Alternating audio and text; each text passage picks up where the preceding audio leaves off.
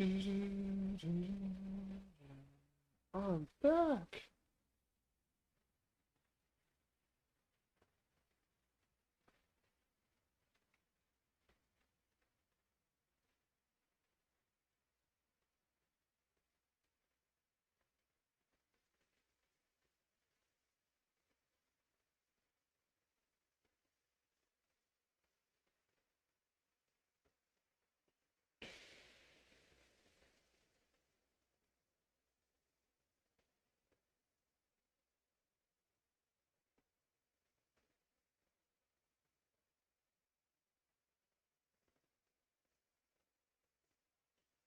Hello. I got disconnected. Still learning how to use all this software and stuff. But if you were the person that asked me if I have any reptiles that are kind of native to where I live, no, I don't have any. I haven't seen a gardener snake since I was a kid. And when I was a child, I was too scared to catch them. There's something about seeing a snake that kind of just, if you don't know what kind of snake it is, it's scary because it's just like, oh no, what if it's poisonous? You automatically kind of think that every snake is poisonous, even though around here the only poisonous snake we have is the Mississauga rattler.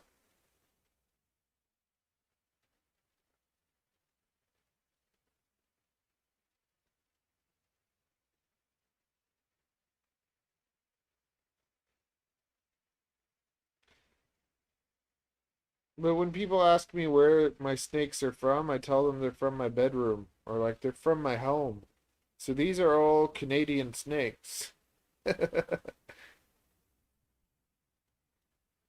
So almost everything that I'm selling is animals that I've produced here.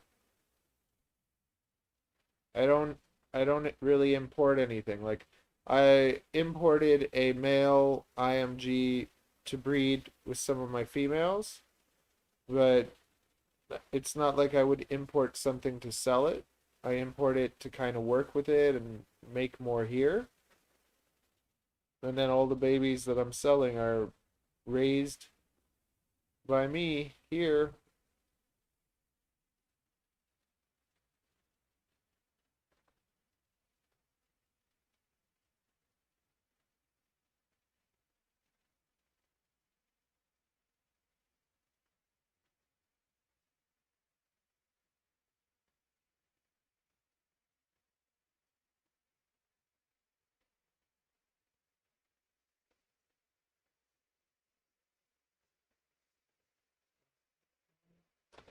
Oh, my nose is so itchy.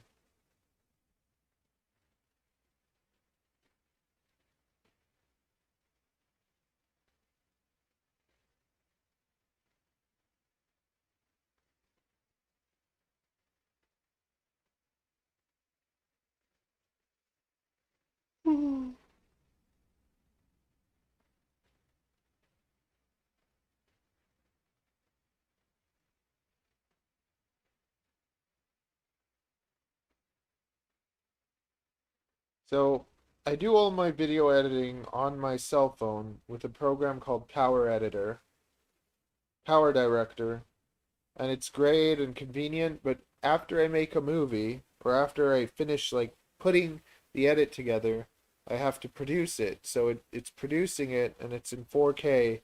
So it's gonna take like I started the stream like half an hour ago to just kill some time while I'm uploading it.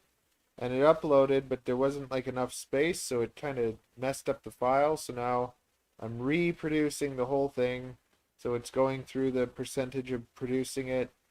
Then I have to transfer it over to my computer, and then I have to upload it onto YouTube, and it's going to take probably hours to upload onto YouTube, and it takes even longer for YouTube to put it in higher definition. So when I upload a video to YouTube, if you watch it right away, it'll look terrible because it won't have the high definition. And it's just poopy because I've been working on this video for so long. I wanted to upload it this morning before streaming, and then have it going kind of all day. But it has to be done. It's probably one of, I don't know, the video I probably worked the most on was feeding the boas and getting all the clips and putting them together, but this was a lot of work, and it's probably the best production out of all the videos I've made.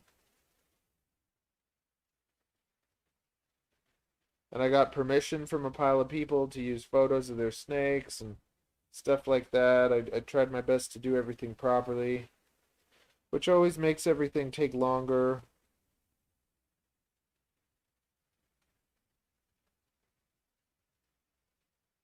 I'm just having a lazy day.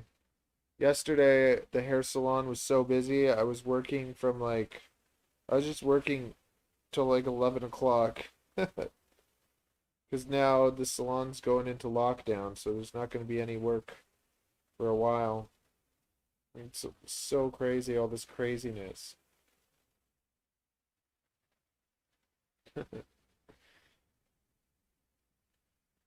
And the government's giving us all money that they don't have, so the whole situation's scary.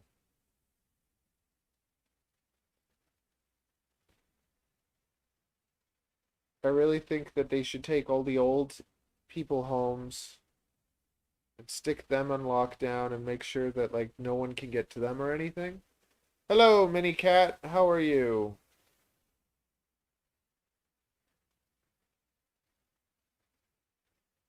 Nice to meet you. Do I know you, or are you a stranger from the internet?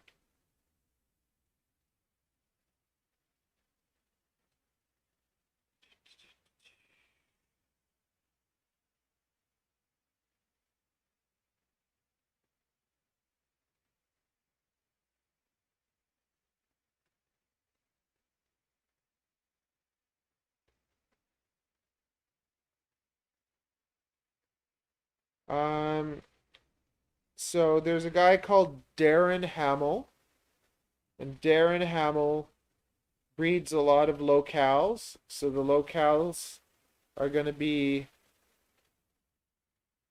smaller ones like Hog Islands. Then there's another guy called Imperial Boyds. Imperial Boyds, same thing. He has the leopards and the Hog Islands.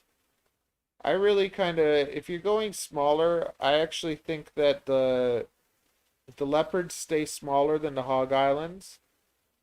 Hog Islands are kind of like in between. Most people go for the Hog Islands, but Hog Islands usually do get bigger than leopard boas.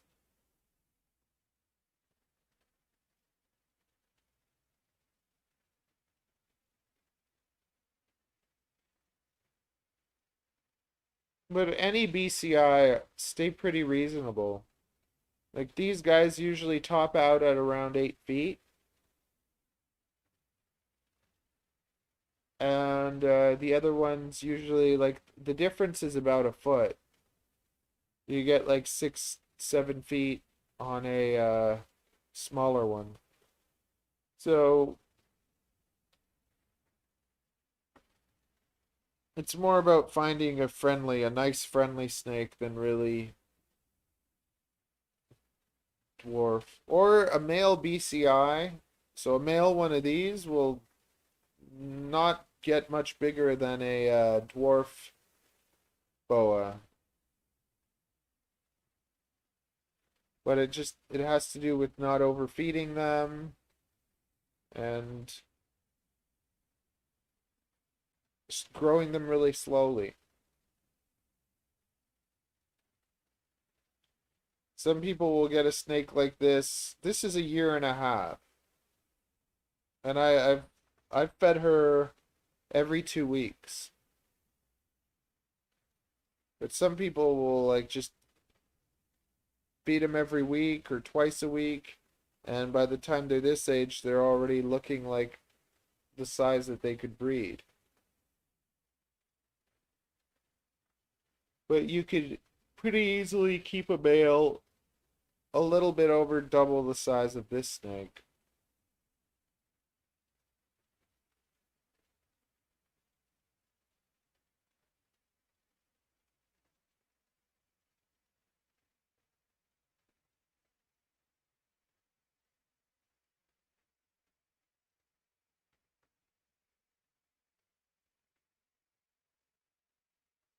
Yeah, then you want a male.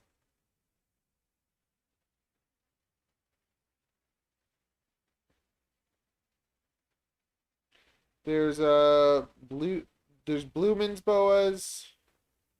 Blumen's Boas has some leopard boas.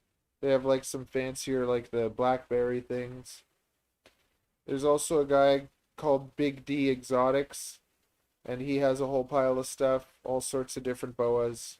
Where are you located?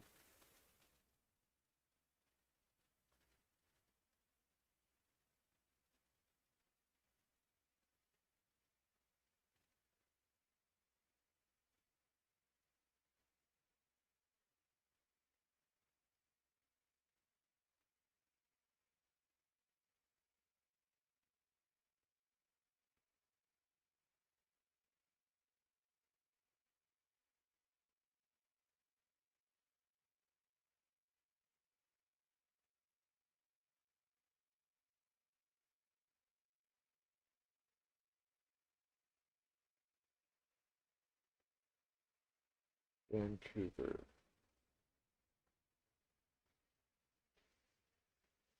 Yeah, I think Big D Exotics is closer to you. I'm gonna be having leopards next spring, not this spring, so still be a while. But that my main suggestion for you would be a male leopard. Male leopard boa.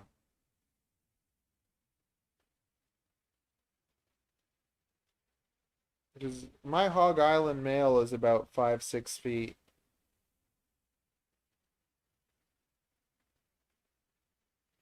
But my female leopard boa is not much bigger than this. Mind you, she's still young, but I can just tell by the way she's growing that the leopards are smaller than the Hog Islands, and they're kind of shinier.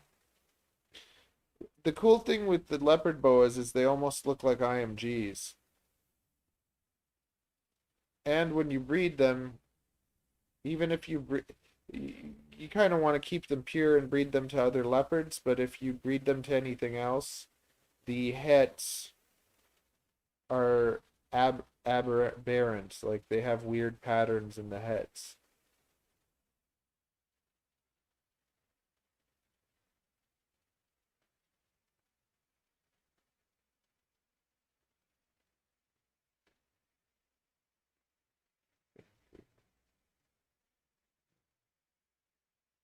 Well, if you go over to Calgary,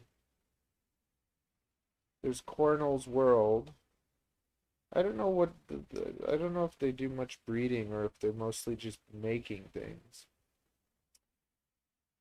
All of them, like boas get a bad rep from lots of people, but let me get my female leopard.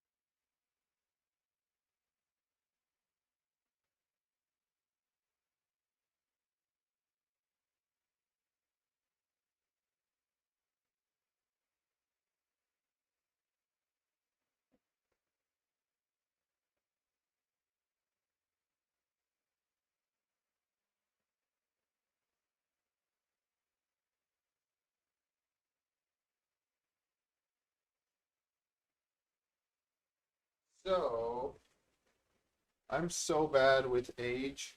I just kind of, even when I get animals and I raise them, I don't. Some people like it's they feed them a ton and they count. They're like, oh, I have to get it 2 years old or 3 years old or 4 years old, and then I'm gonna breed it. I just kind of grow them, let them do their thing, and when I know that they're at a size where they can start breeding, that's when I'll put them together. When I look at them and I'm like, she's still too small for me to breed. I think she's 3 years old, so I think next year she'll be just right. But she's not gonna get much bigger than this. She's gonna get thicker, but she's not gonna get super long. So leopards are the way to go.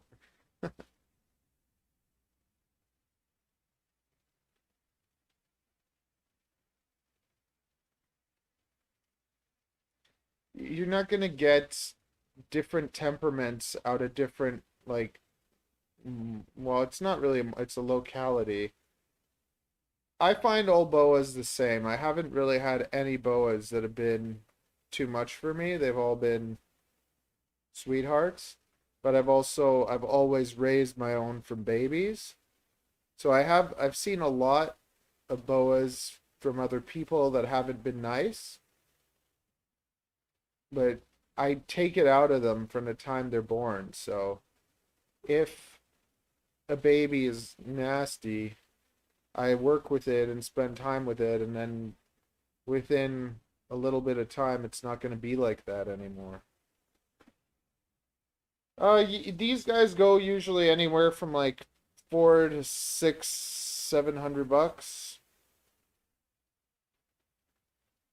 You can find them as low as 250 sometimes, but that's really rare. Kind of like Craigslist or Kijiji. But in general, if you're gonna pay anywhere from 400 to $750, you're not doing bad. Wonderful, Mike. Hello, Murphy. Yay, we're getting people. Nice to meet all you people. You're all showing up just before the wife gets home and kicks me off of this.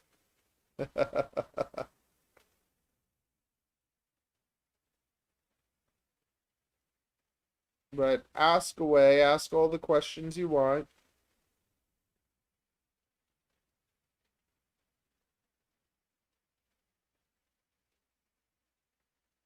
I get awkward and shy if you don't talk to me.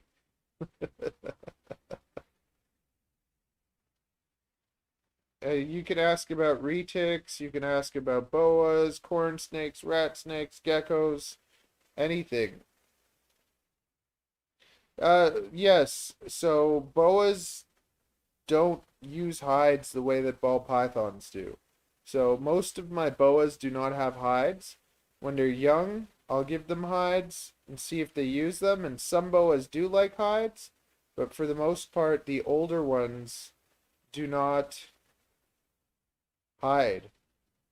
This is a leopard boa. Um, the the BCIs are totally fine. The it's all personal preference. Like for me, I started off with a ball python and I thought I'd never get a boa because I thought they get too big and I was scared of getting bit by one. But then I got bit by one and I stopped being afraid of them. Okay, let me come closer.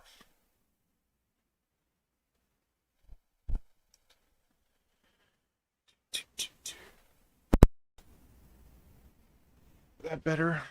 There.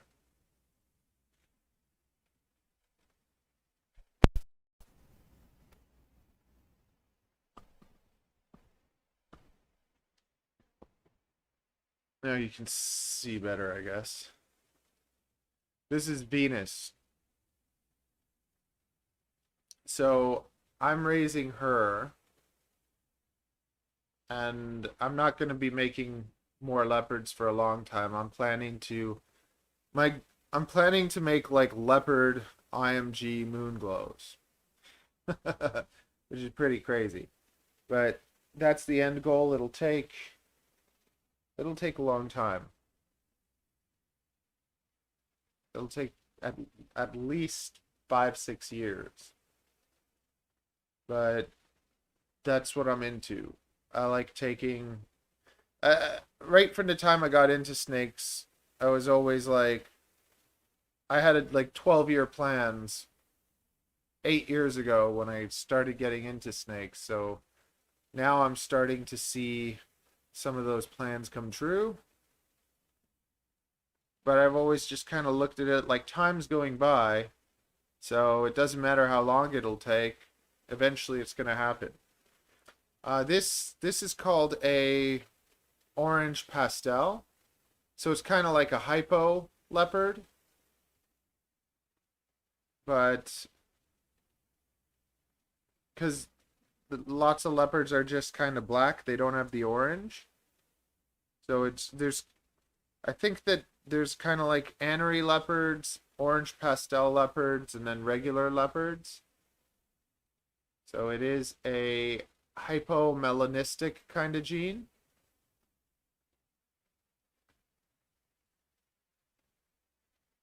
But I don't know, I'm not sure if it is. No, it's not a hypo leopard, it's a orange pastel, so it's kind of like a it's one of those genes that's more like through breeding than it is through genes.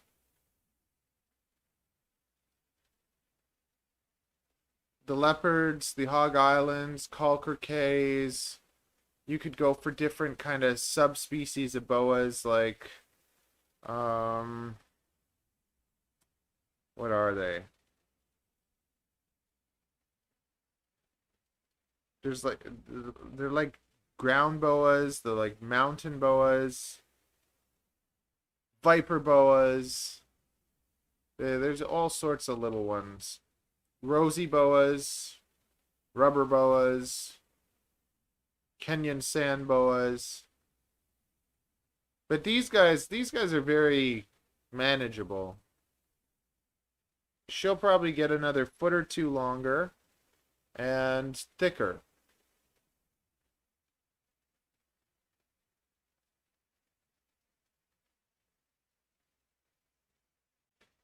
Chondro, you'd probably like you would chondros can be very difficult.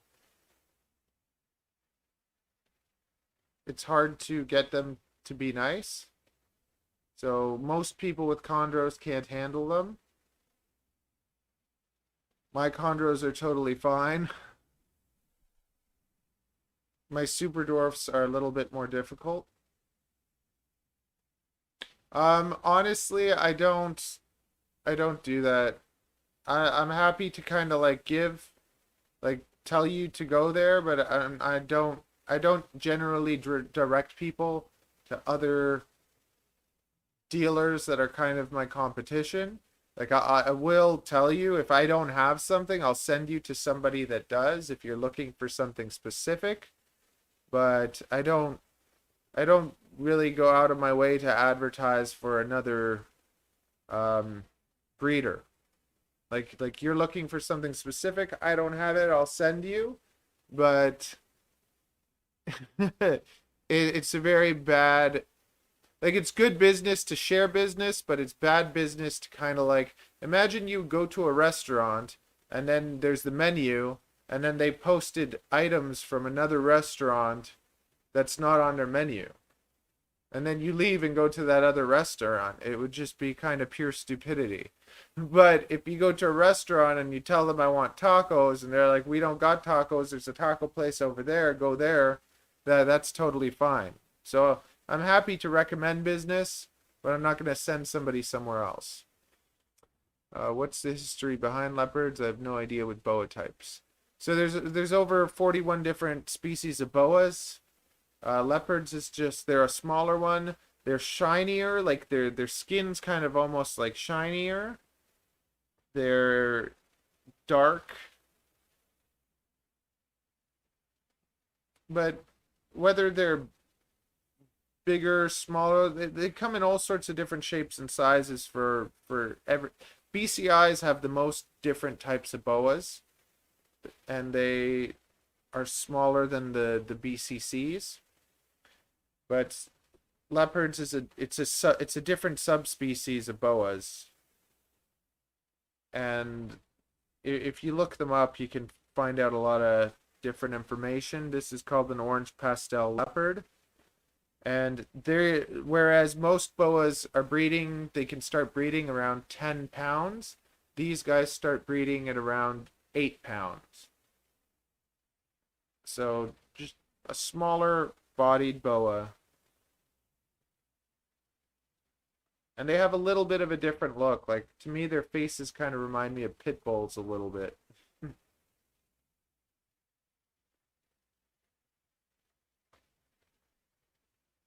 Chondros are gorgeous, but you have to handle them from the time they're babies. And the thing with chondros is they're delicate, and if you screw up when you handle them, you can break their spine. You can mess them up. So the thing is that breeders of chondros don't usually touch them for the first year of their life. So now you have a snake that hasn't been touched for a year, and then afterwards you try to hold them and they're scared and they bite you, and they just get used to like being fed, so that like they think they're going to be fed all the time, and they'll bite people a lot more because of that. So if you were going to get a chondro, you have to be able to work with it from the time it's able to go to you and have it like kind of fresh as a baby. But if you get an adult snake that doesn't have a good attitude, it's very hard to take that away from them. They're snakes and people are kind of like trees. If you take the tree and you brace it, you can make it grow straight very easily. But if a tree is crooked, good luck trying to make it straight. And that's very much how snakes are. If you have them from the time they're born, you can kind of manipulate them into being tame. I'll go get one of my chondros.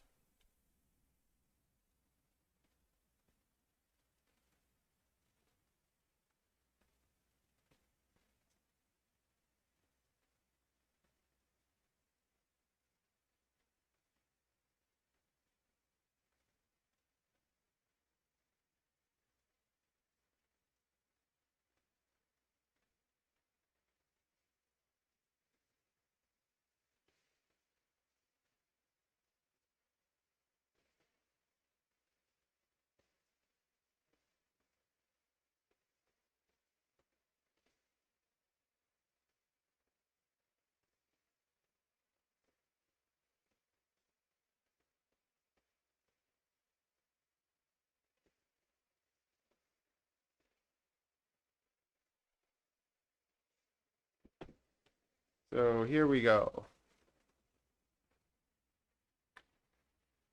I like chondros. I like green tree pythons more than emerald tree boas.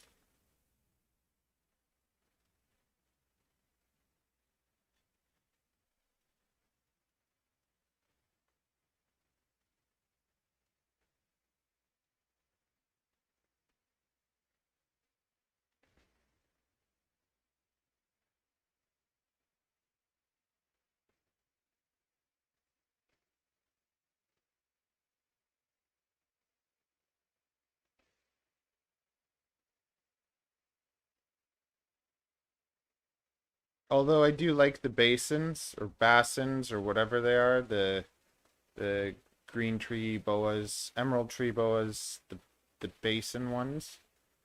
I like those.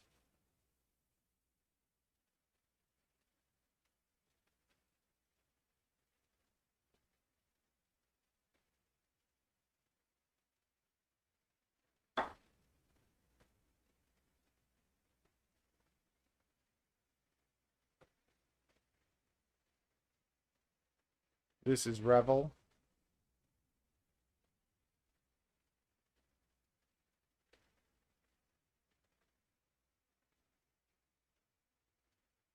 Yeah, this was captive bred, and I've had her since she was a little baby. She's about 3 years old now, so I'll be possibly trying to breed her next year.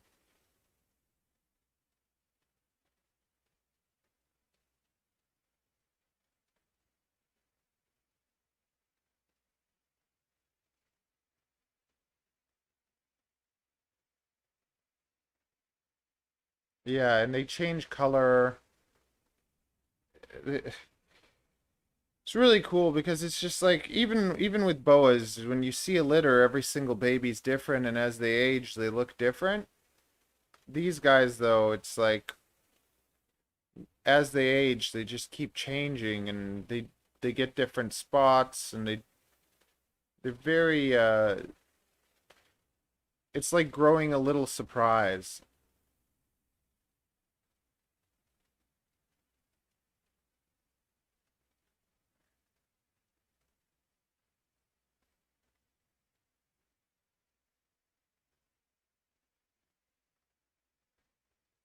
Oh, no problem. I don't know if you're subscribed to the channel, but if you do, I I post videos of everything I breed when it comes, so the best way to kind of know what is there, I always post it. I have a website, but my website, I'm bad with that too. I usually end up selling animals before they end up on the website. So the best way to know what is there is to subscribe to the channel.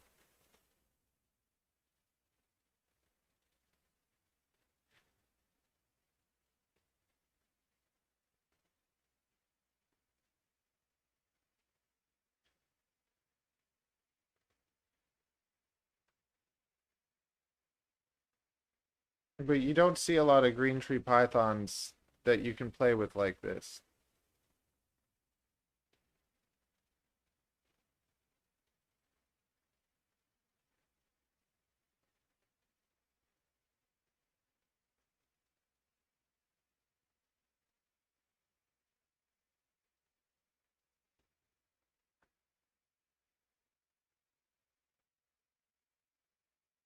Thank you, thank you. Nice to meet you, Mini Cat.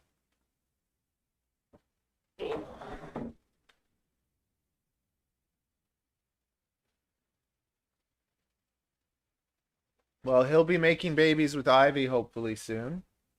I'm gonna keep trying to get them down down in size. I'm gonna make I'm gonna put a 50% I'm gonna put a 50% anery to Hercules, 75% albino. I'm gonna keep a couple pairs. I'm gonna make snows. Then I'm gonna breed a snow to 100% and make like 80, I think like 83% snows. So it's gonna be a long journey to get there, but I don't think there's many Canadians. Hi, Bill. That's an interesting name, Mini Cat 99. Why? If one didn't know any better, they'd think you were a girl born in the year 1999.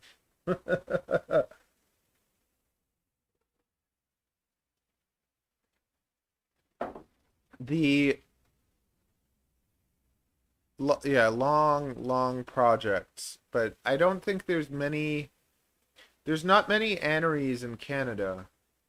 So there's albinos, but not aneries. So I got an anery from Bob Clark like 3 years ago. So I have a anery ultra. That's Calypso, the one in the picture for this stream. So gonna be doing stuff with her eventually. But the biggest thing with breeding animals is I'm not trying to rush anything. I'm just taking my time, raising them nice and healthy, and if they breed, they breed, and if they don't, I'll wait another year.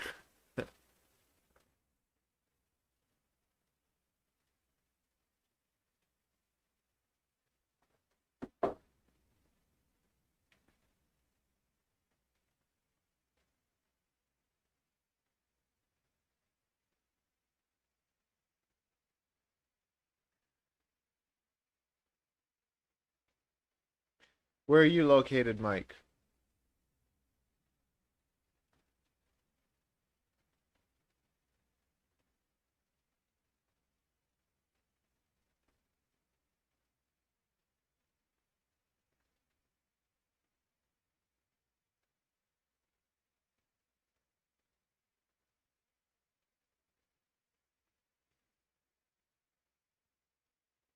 Yeah.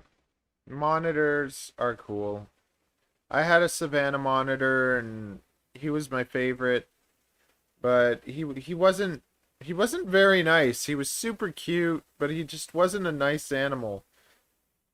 I took him to the park every day and he would go to the park and he'd free roam. He never had a leash. I just made sure that nobody else touched him. So no one was allowed to touch him except for me. And I target trained him, so at home he would like touch a stick and then he'd get food. Super smart, but I couldn't get him to not want to bite people. Like he just wanted to bite people, and if he bit you, he didn't let go. He was a nasty little guy. But and I put a lot of time into him. So when I had a baby, I have a 3-year-old daughter, and basically when she came along, I decided that the monitor had to go. So no more monitor.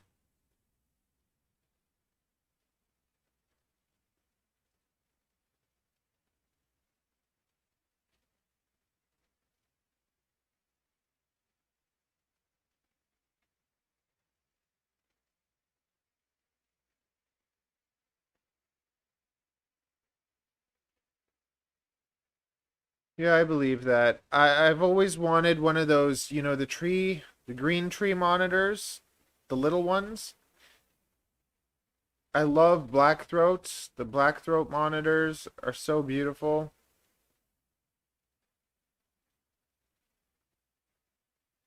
but they get so big. But it's funny, I think some of the bigger ones are the nicer ones. Like they're big, but they're sweet. But it's just somebody sees an adult black throat monitor and they'll freak out. They think you have like a Komodo dragon or something. I really like the blue monitors also, and a friend of mine goes by Black Dragons Canada. He has some black monitors, which are pretty cool, but they're big also. I I actually like the way that the black throat monitors look more than the black tree monitors. I think the black monitors are really pretty when they're young, but the way that the black throat monitors look when they get older, they kind of look like dinosaurs. And I also like those little, they're not monitors, they're what are they? They're like lacerdas. They're called like gastropalithius or something like that. Gastro something. They're these like lime green lacerdas with long tails, and they're really cool. They're kind of like mini tegus. I can't, I can't even say it. Yeah, croc monitors, all those animals, they can really hurt you if you don't know what you're doing or you make a mistake, you can really get hurt by them. So uh, I keep away from them. I also don't have the space to keep something like that. I felt bad for my Savannah monitor because it was like I couldn't give him the biggest home, so I would take him outside every day in the summertime, but in the wintertime here in Canada, it's not really good for them.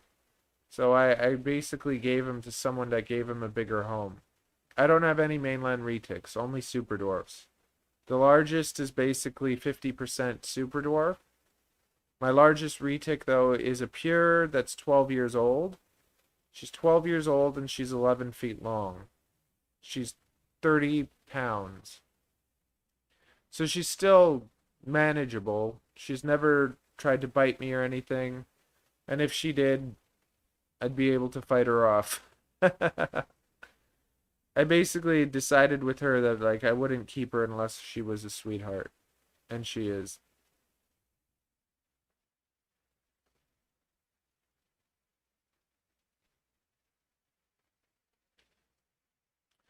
The super dwarfs are probably my favorite.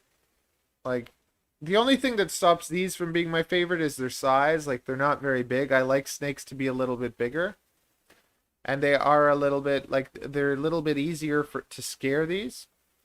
But the super dwarfs, they're not they're not as nice to relax with. Like I have one that's really like she relaxes, but I have a lot of them that they're ready to go all the time. You open up their home and they want to be fed. Once you take them out, they're nice, but they just they're so food responsive. I also don't feed mine a ton, so whenever I do feed them, they are happy to eat. I just boosted these guys food, so I'm feeding these guys weekly, and they they eat every week and they're staying nice and lean, but they're not really putting on the size. They're very interesting because you start them off so slow and you feed them so little, and then they kind of just something happens where it's like they start eating way more, but I don't really see where they're putting it.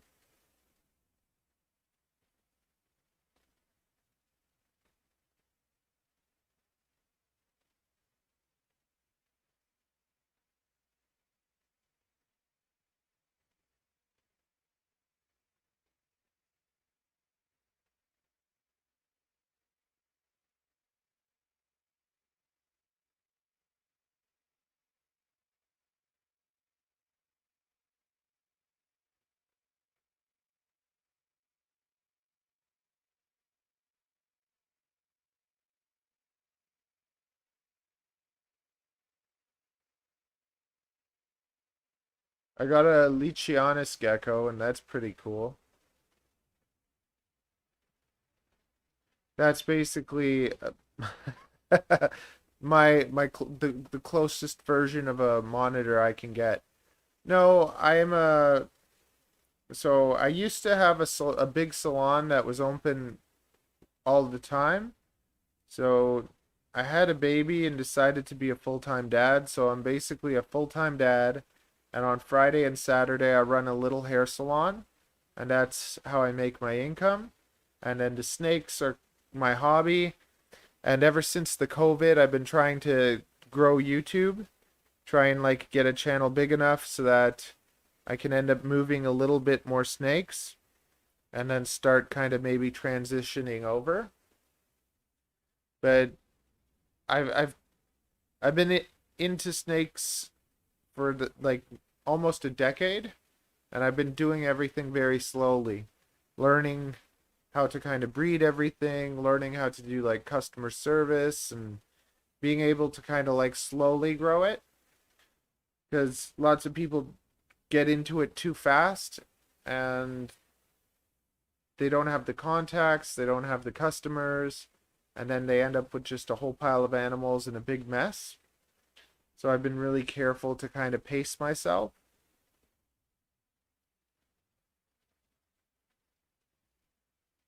And even now I have so many animals I'm actually slowly downsizing. I'm trying to kind of figure out the ratio of the right amount of animals. So, and I'm thinking it's six. Like I'm thinking like six boas, six crested geckos, six leopard geckos, like six females of each species that I'm working with because it just if I have six boas, for instance, I can breed three females 1 year, give them a year off, and breed the other three. So keep those production kind of like slow and steady and consistent. Because this year I put together I put together like 15 pairs of snakes for 2020, and it was nuts. And I did well. It was the best year I've ever had for snake sales and stuff. But it was a lot of animals to take care of. I'd rather kind of do it slower, do it better and have more expensive animals and less of them.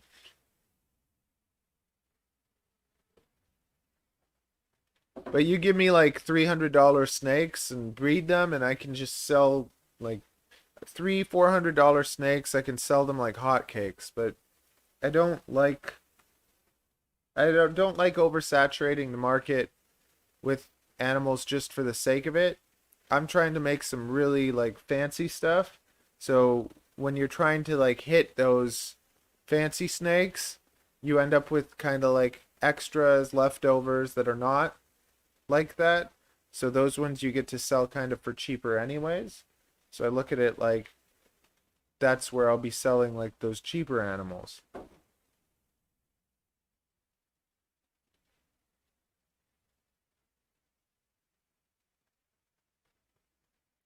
It's like, do you want to sell $1,000 animals or do you want to sell $1,000 animal?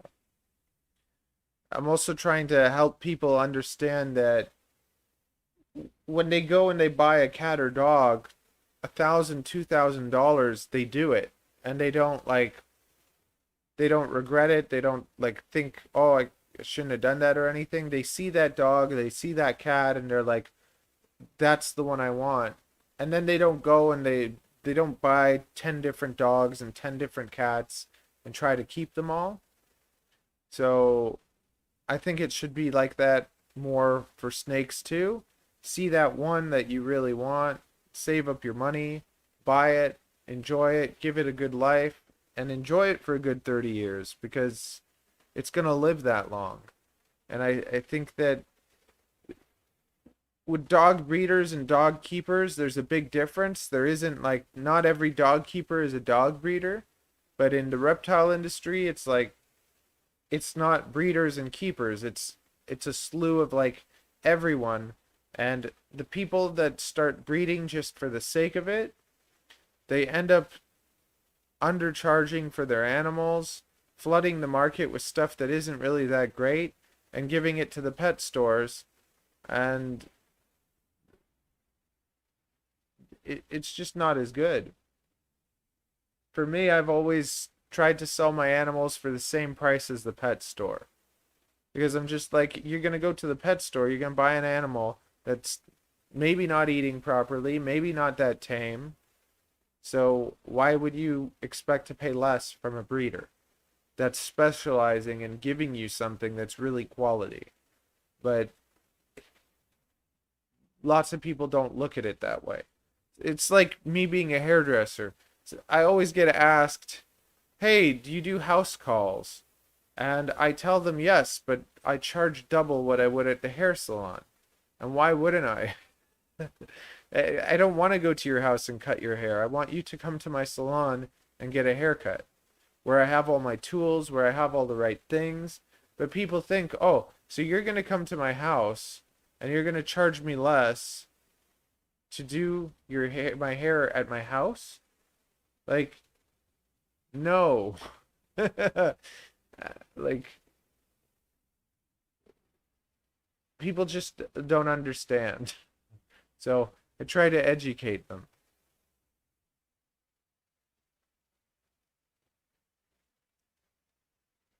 Sometimes the pet stores have things nobody else has, so I did end up getting some Pictus geckos from a pet store, but now I'm making my own. I like going to the reptile shows though. I really miss the reptile shows. We had one reptile show this year and it was tiny. So who knows what's happening to the whole industry with because there's people that have made their living setting up these reptile shows every year, and now it's just like, what are they doing?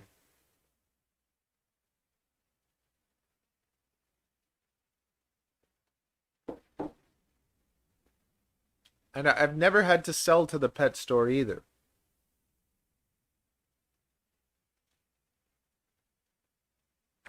I've always, like, if worst came to worst and the pet store selling a snake for $200, I would go and sell the snake for $100 just to kind of get $100 for it, as opposed to bringing it to the pet store where they're going to give you like $20, $30 for a snake. because you ruin your own market.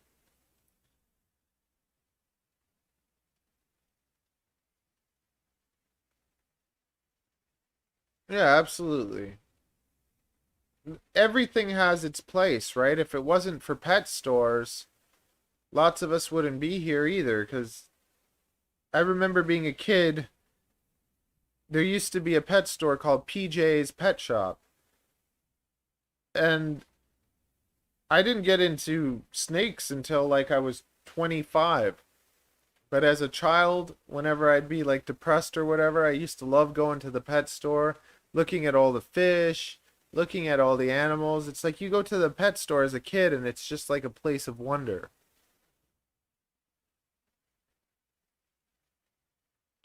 The big problem with the pet stores and the industry is that they can get from the wild for so cheap. So then they get all these animals from the wild for cheap that they're not going to be buying them off the breeders.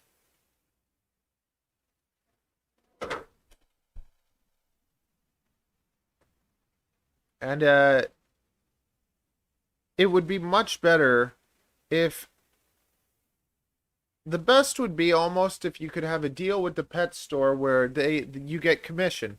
Like let's say I could go to the pet store and say, "Look, you'll sell my animals for me. I'll give you 50%. I'll take 50%." And even that would be more fair and everyone wins because it's like, "Okay, here I raised the animal, I bred it. Now you got me the customer, but you literally got money from me for nothing." And if we could do it kind of like that, the pet stores could have much like higher quality things and it's win-win for everyone.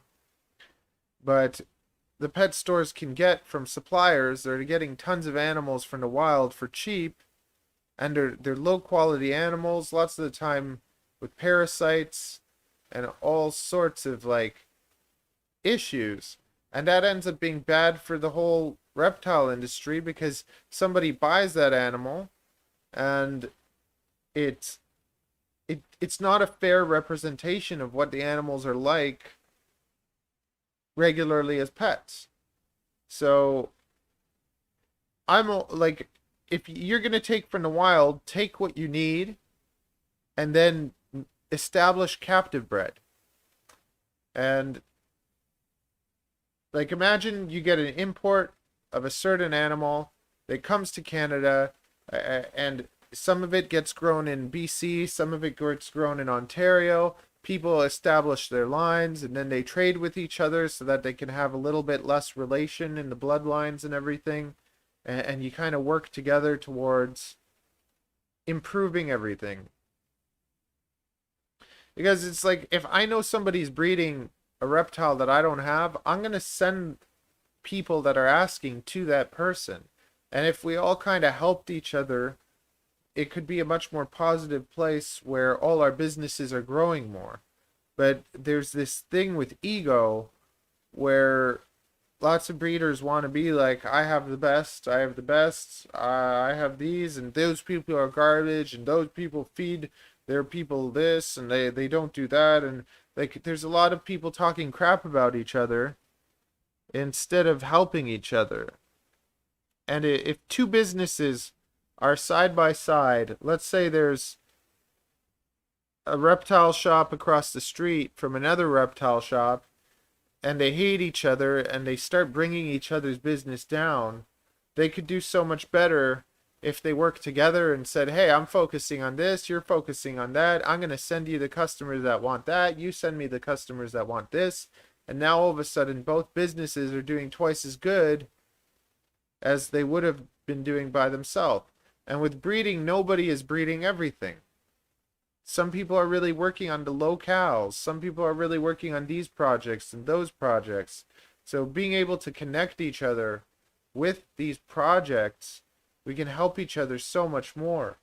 But instead, just people want to tear each other down, and it's a pile of adults that are behaving like children, and it's hard. I behave like a child because I'm very immature, but I don't like behaving like a child when it comes to that kind of stuff. if I see someone making something beautiful, yeah, I like it and stuff. I try not to get jealous. I try to be happy for them because it's like I'm working on my things too.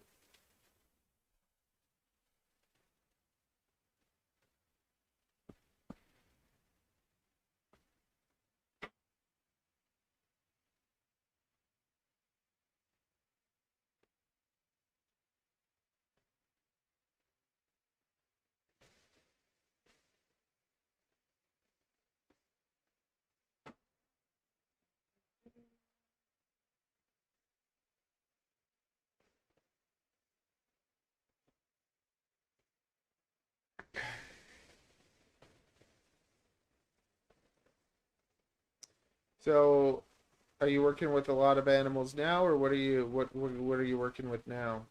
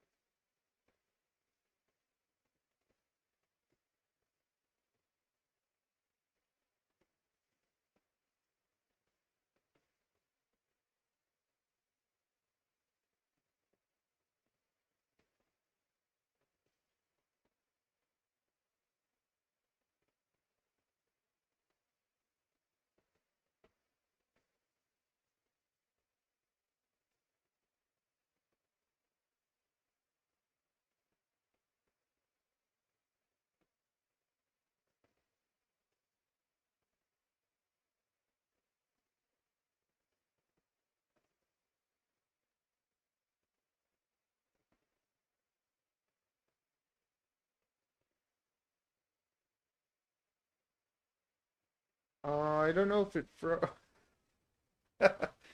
I don't know if it froze. I'm just. I've been working on a video for like over a week, and I just finally got it all like together. So now I'm uploading it to my computer, and I'm uploading it to YouTube. Hello, Miles, by the way. I don't think I've met you yet.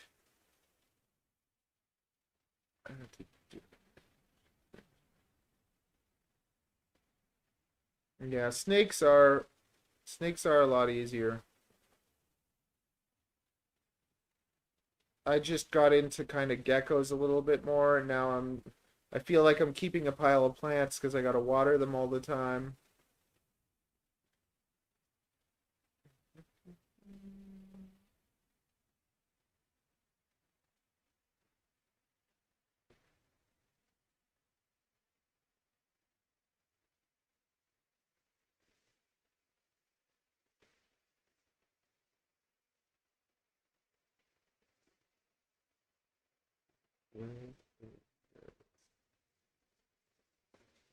There it is.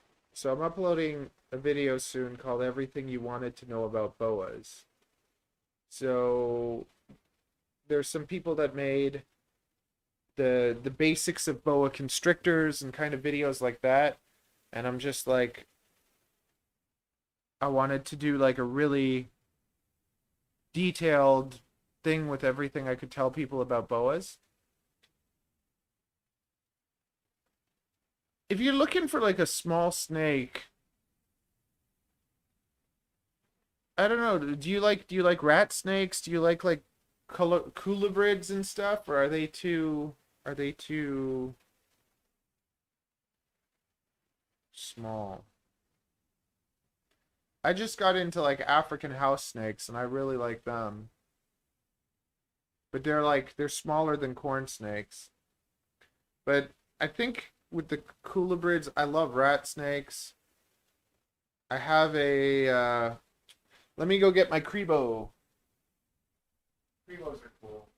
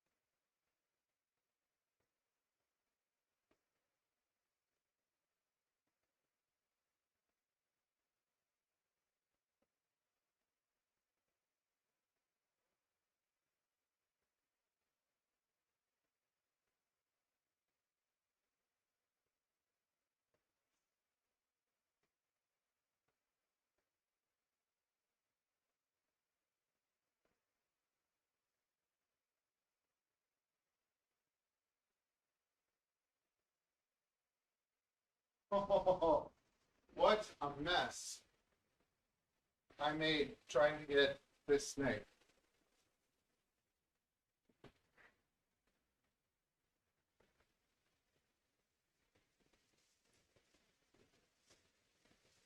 So this is Calypso. I was gonna take out the Crebo, but she's shedding, so.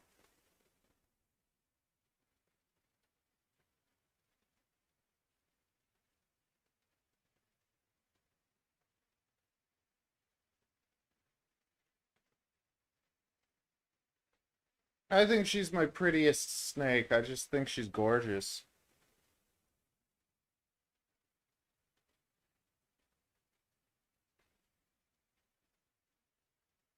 She's nipped me quite a few times.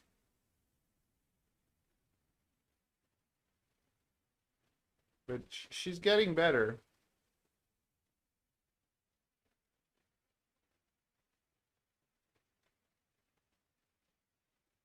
But she's a 50%. She's 3 years old. And she's an Anery Ultra. She got me right in the face before.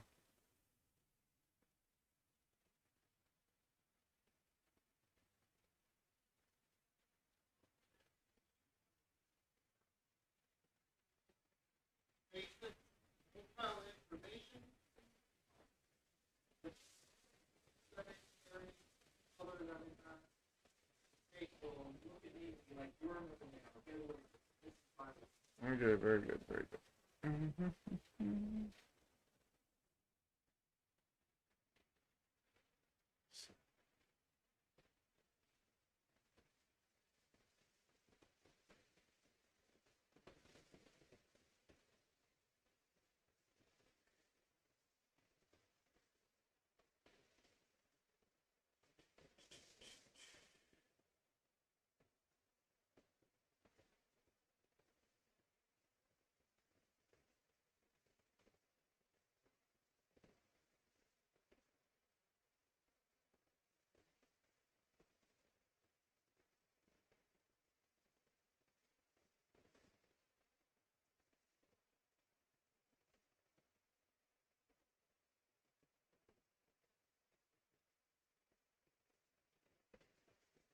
It's funny because it's just like she looks so calm and chill.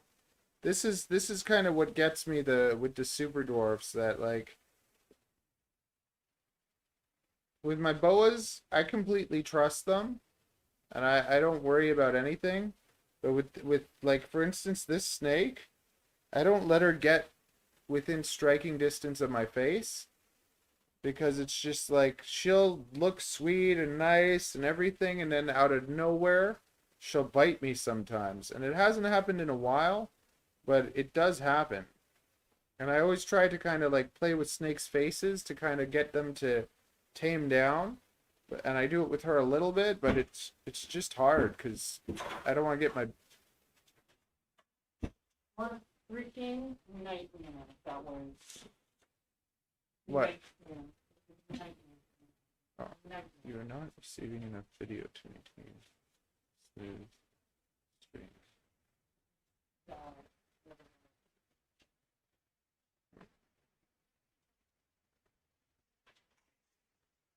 You too. Hello, dear wife.